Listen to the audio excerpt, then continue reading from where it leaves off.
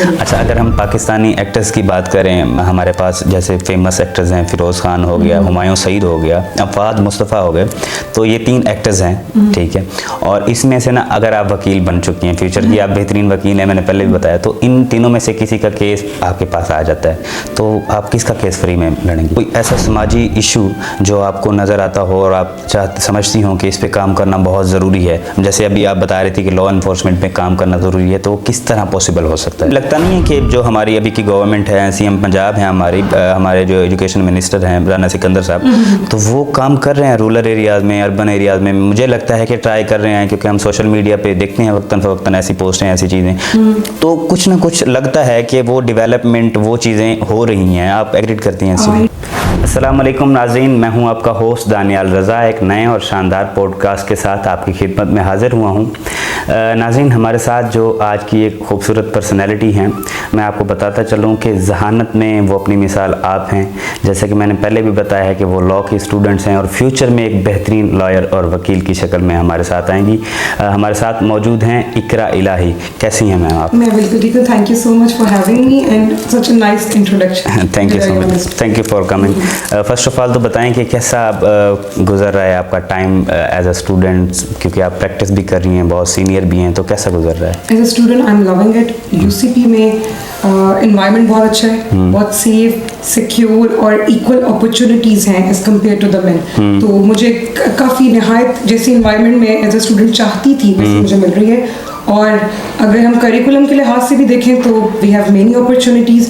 तो मैं पॉलिश हो रही हूँ, मेरी पर्सनैलिटी जितनी ग्रूम होनी चाहिए थी मुझे लगता था ड्यूरिंग माई स्टडीज़ वो हो रही है। ठीक है, तो I am very happy. Okay.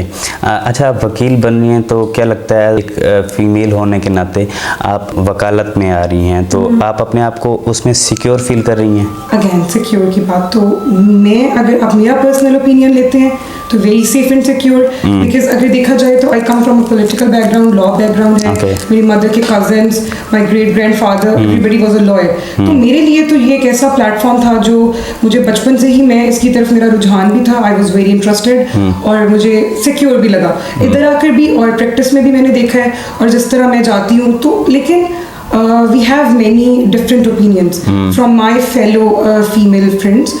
उनका ये कहना है कि उन्होंने they have faced few challenges, biasness है थोड़ी सी, लेकिन again it's their opinion, I respect that. But in my personal opinion मेरे लिए it has been very secure profession, क्योंकि आई फाइंड के लॉ में you have for both men and women we have equal opportunities। तो मुझे एक ऐसा platform लगा है जिसमें कोई जेंडर इनइक्वालिटी मुझे नहीं लगी है सच। ठीक है, अभी तक। अच्छा, अभी आप बात कर रही थी कि हमारा जो है वो लॉ बैकग्राउंड है, ठीक है, और आप भी वकील बन रही हैं, तो लॉ इन्फोर्समेंट की अगर हम पाकिस्तान में बात करें तो क्या लगता है कि लॉ की जो इम्प्लीमेशन है वो क्या इक्वली हो रही है पाकिस्तान में अकॉर्डिंग टू यू? ये बड़ा एक थोड़ा सा कॉन्ट्रोवर्शियल टॉपिक है, बट यस मैं यहाँ पे कहना चाहूँगी कि इम्प्लीमेंटेशन एज सच नहीं है, एनफोर्समेंट एज सच नहीं है। We have laws for everything, but implement कराने की और करने की और इसकी बहुत ज़्यादा ज़रूरत है। बिकॉज हम जैसे कि देखते हैं जो हमारी पुअर कम्युनिटी है, जो रिच के लिए है लॉ, वहाँ पे मैंने इम्प्लीमेंटेशन भी देखी है, उनकी एक्सेसिबिलिटी भी, रसाई भी है कवानीन तक और हर चीज़ तक। लेकिन अगर हम थोड़ा सा डाउन ट्रोडन और निचले तबके की तरफ जाते हैं तो वहाँ पे इम्प्लीमेंटेशन एक तो बहुत कम है और मैंने काफ़ी हद तक वहाँ पे डिस्क्रिमिनेशन देखी है। ठीक है, क्योंकि मैं ग्रास रूट लेवल की बात कर रही हूँ और ऑनेस्ट वे की बात कर रही हूँ विदाउट एनी फिल्टर, तो मुझे इम्प्लीमेंटेशन तो बहुत कम नज़र आ रही है। अच्छा, इस पे काम करने की ज़रूरत है। सही।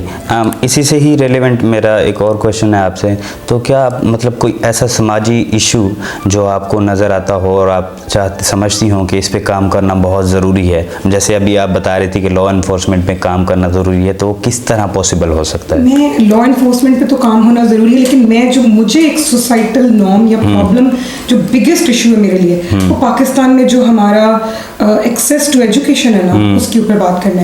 Because we are having many issues.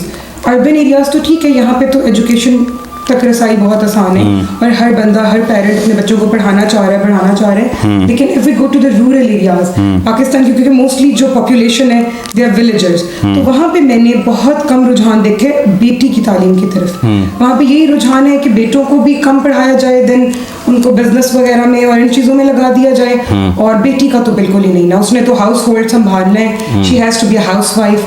तो मैं चाहती हूँ कि ये जो समाजी इशू या समाजी मसला जो आप कह रहे हैं, इस पे सबसे पहले लॉ इन्फोर्समेंट तो ज़रूरी है ही है, लेकिन ये सबसे पहला मसला है जिस वुमेन एजुकेशन पे आप विमेन क्या, मैं कहती हूँ एजुकेशन तो सबका राइट है, लेकिन क्योंकि हमारे चूँकि मुल्क में औरत की ज़रा एजुकेशन है, उस पर ज़रा ज़्यादा प्रॉब्लम्स आ रही हैं, उसकी तरफ कम है रुझान लोगों का, तो उसकी तरफ हमें ज़्यादा जाना चाहिए। तो विमेन एजुकेशन वैसे हमें लगता नहीं है कि जो हमारी अभी की गवर्नमेंट है, सीएम पंजाब है हमारे जो एजुकेशन मिनिस्टर हैं राना सिकंदर साहब, तो वो काम कर रहे हैं रूरल एरियाज़ में, अर्बन एरियाज़ में। मुझे लगता है कि ट्राई कर रहे हैं, क्योंकि हम सोशल मीडिया पे देखते हैं वक्तन फ़वक्तन ऐसी पोस्टें, ऐसी चीज़ें, तो कुछ ना कुछ लगता है कि वो डेवलपमेंट, वो चीज़ें हो रही हैं। आप एग्री करती हैं? I do agree a lot.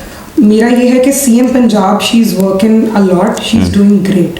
और जैसे आपने एजुकेशन मिनिस्टर की भी बात की, राना सिकंदर साहब की, उनका भी जो वर्क है कमाल है। बिल्कुल ऐसे उन्होंने एक इनिशिएटिव लिया है, एक स्टेप फॉरवर्ड है, तो वो इसको लेकर चलें, इस पे काम होता रहना चाहिए। कंसिस्टेंसी इज़ द की, रुकना नहीं चाहिए। जो सीएम पंजाब ने एक स्टेप लिया है, एक इनिशिएटिव लिया है, मुझे लगता है कि हमें आने वाले सालों में उसको आगे और बढ़ाना चाहिए, ताकि एजुकेशन की तक जो एक्सेस है वो और आम हो सके हर बंदे के लिए। और मैं ये भी कहना चाहूँगी कि इसकी तरफ प्रमोट करने का भी ये ज़रिया है कि ज़रा तालीम को सस्ता किया जाए। हमारे मुल्क में काफ़ी महंगी है, हम तो यूसीपी के स्टूडेंट्स हैं, प्राइवेट यूनिवर्सिटी है, बिल्कुल ऐसा। तो हर बंदा तो नहीं रखता ये सारा, तो तालीम को और एजुकेशन को कर ही सस्ता दिया जाए कि हर बंदा आसानी से इजी टू एक्सेस हो। ठीक है, इजी टू एक्सेस हो। अच्छा, अभी वुमेन की ही हमारी कुछ देर पहले बात हो रही थी, तो आप नहीं समझती कि जो है रस्म व रिवाज जो होते हैं फीमेल्स में, वो उनकी कामयाबी में, उनकी ग्रोथ में इशू या रुकावट का सबब बनती हैं? अगर मैं एग्जांपल के साथ आपको वाजे करूं, तो आजकल जैसे टाइम चल रहा है कि फॉलो लोग बहुत करते हैं, फॉलो अप करते हैं कि जी उस फीमेल को देख लिया, उसके हस्बैंड ऐसे हैं या उसके जो है ना बीएफ ऐसे हैं कि वो जो है उसके लिए इतना कुछ कर रहे हैं, तो दूसरी फीमेल भी ट्राई करती है कि आप भी मेरे लिए इस तरह करें ना। या इस तरह के और भी काफ़ी सारे इश्यूज़ हैं, फैमिलीज़ में काफ़ी सारे इश्यूज़ हैं। तो क्या लगता है आपको कि ये रस्म व रिवाज है बेसिकली फॉलो अप, तो ये क्या ठीक है या इशू क्रिएट कर रहा है? तो इसको किस तरह इस पे काबू पाया जा सकता है? ऑब्वियसली इश्यूज क्रिएट कर रहा है ये चीज़, जहाँ पे कंपैरिजन आ जाता है। एक औरत जब दूसरी औरत से कंपैरिजन औरत भी ना करे। अगर हम देखें अमीर और गरीब की एग्जांपल देख लें, अगर एक गरीब बंदा है वो किसी अमीर को किसी बड़ी गाड़ी में जाता देख रहा है, तो वहीं पे डिप्रेशन में जा सकता है। तो ये चीज़ तो इसको मैं कंडेम करती हूँ, इसकी मजम्मत भी करती हूँ कि नहीं होना चाहिए, कंपैरिजन वाला कल्चर नहीं होना चाहिए। बाकी अगेन रस्म व रिवाज ट्रेडिशंस जो हैं, हमारी एक पेट्रियार्कल सोसाइटी है, जो पेट्रियार्कल एटीट्यूड्स हैं वही हमारे ट्रेडिशंस और कस्टम्स हैं, तो उसके ऊपर वो ऑब्वियसली हिंडर कर रहा है औरत का जो एक प्रोग्रेस है, उसका आगे बढ़ने को, हर चीज़ को। तो उसको तो obviously I condemn a lot. इन चीज़ों को अब अवॉइड करना चाहिए, क्योंकि because we are living in 2025, वक्त बहुत आगे बढ़ चुका है। अब हमें आई गेस वो पिछले दौर अदवार से निकल के अब आगे आना चाहिए। और ये जो ट्रेडिशंस हैं जो उन दौर के हैं, जो कि मुझे नहीं लगता कि आज के दौर में उन रस्म रिवाज की ज़रूरत है। और सबसे बेसिकली एक जो पेट्रियार्कल एक एटीट्यूड है कि औरत जो है वो हाउस वाइफ ही रह सकती है, हाउस वाइफ्स ही होनी चाहिए, घर होम मेकर औरत ही होनी चाहिए। आई डू अग्री, औरत होम मेकर हो, लेकिन ज़रूरी नहीं है कि वो घर में ही रहे, उसको बाहर निकलने की भी इजाज़त दी जाए। तो ये ट्रेडिशंस की औरत घर ही रहे, बाहर ना निकले, कुछ खुद की मर्जी का कुछ ना कर सके, जो हम चाह रहे हैं वही करे, तो इस तरह के रस्म रिवाज को अब चले जाना चाहिए। सही। अच्छा, हमारी वैसे ओवरऑल आपकी डिग्री के अकॉर्डिंग भी वैसे सोसाइटी के ऊपर भी काफ़ी सारी बातें हो गई। अभी अगर हम पर्सनल आपकी बात करें, तो मतलब आपको क्या लगता है कि कौन सी ऐसी मोटिवेशनल पर्सनैलिटी हैं जिन्होंने आपको मोटिवेट किया है हर स्टेप बाय स्टेप, और आप उसको देख के, उनको सुन के जो है मोटिवेट होती हैं? It has to be my grandfather. मेरे नाना, सॉरी आई स्टटर्ड क्योंकि उनका नाम लेते हुए थोड़ा सा इमोशनल भी हो जाती हूँ। He has passed away 4 years back. वो उनका मेरी ज़िंदगी में जो एक किरदार है वो बहुत ज़रूरी है, अहमियत का हामिल है। और मैं आज जो भी हूँ, जो मेरी पर्सनैलिटी में से जो चीज़ें रिफ्लेक्ट होती हैं, हर चीज़ उनकी ही दी हुई है। उनसे बहुत सीखा है मैंने, उनसे बड़ी मोहब्बत थी। He was a very kind person Daniyal. तो बचपन से ही उनको देख देख के एक चीज़ जो मैंने सीखी है उनसे, जो उन्होंने मुझे सिखाई है, वो ये है कि बी काइंड टू एवरीबॉडी। सबका करो, और करने के बाद अगर आपने कर दिया किसी का, देन उसको रियलाइज नहीं कराओ कि what I have done for you, I have done something for you. तो जस्ट लेट इट बी, और उसको रियलाइज ना कराया जाए। सबके साथ प्यार और मोहब्बत, क्योंकि हर जंग, हर चीज़ मोहब्बत से जीती जाती है। तो मोहब्बत बांटें और काइंड रहें। तो ये चीज़ मैंने उनसे बहुत ज़्यादा सीखी है। आप भी अपना ये बहुत इंपॉर्टेंट मैसेज था वैसे हमारे व्यूवर्स के लिए भी, खासकर मेरे लिए भी, आपके लिए भी होगा। अच्छा, आप मुझे ये बताएं, पाकिस्तानी ड्रामाज देखती होंगी?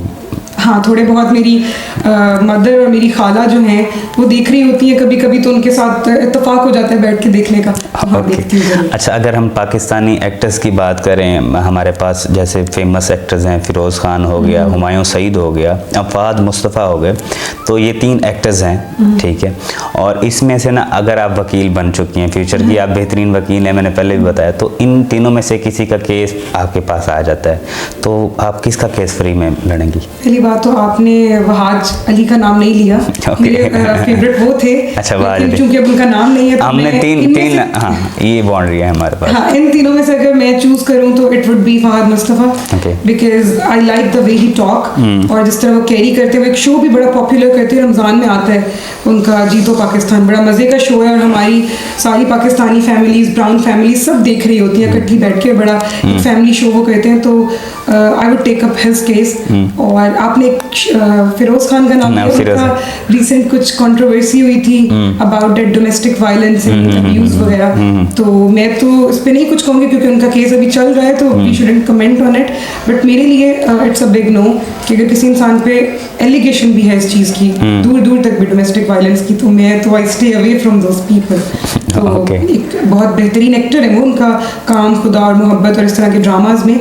बट अगेन आई वोंट नहीं, हुमायूं भी तो है मेरे पास, तुम कितना अच्छा किया उन्होंने। हुमायूं सहित मुझे लगता है मेरी वालदा के टाइम के हीरो वो। तो हीरो होना तो देखना, आपने केस ही लड़ना है ना। मुझे वो, क्योंकि आपने एक्टर्स की बात की है तो ऑब्वियसली हम शख्सियत परस्त, तो अगर हम जाएं मीडिया इंडस्ट्री में तो वहाँ पे तो शख्सियत परस्ती ही है। तो मैंने उनकी पर्सनैलिटी को देख के ही अपना जो है वो मैं सोचा है कि मैंने उनके साथ क्या उनका केस लेना है या नहीं लेना।